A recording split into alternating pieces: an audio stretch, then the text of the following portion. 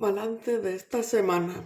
Cuando dos mujeres discuten, el diablo se sienta y aprende. Ahora en Capcom hay que pagar por poner subtítulos. TikTok tiene una estrategia. Te hace bajar las visualizaciones y los me gusta para que acabes contratando las promociones de publicar pagando.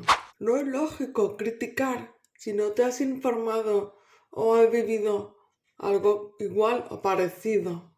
Dice que es ilegal mear en la playa y que conlleva una multa. Pero la pregunta es, ¿cómo se sabe que has meado? Y para que el policía que corresponda vaya y diga, oye, has hecho pis, multa.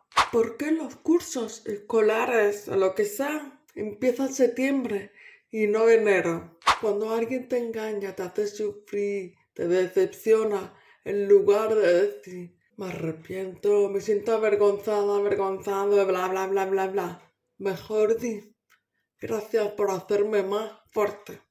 Gracias por hacerme más sabio. Gracias por hacerme mejor. Una cosa para saber si es seguro es preguntarse, si hubiera un apagón, nos quedamos sin luz, ¿podríamos seguir utilizándolo?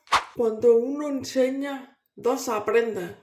Consumir mucho no por hace que esa persona disfrute menos en persona por llevar expectativas fantasiosas que no es la realidad. Frase: si todas las manzanas están podridas, quizás el problema sea el árbol. De la serie Lucifer.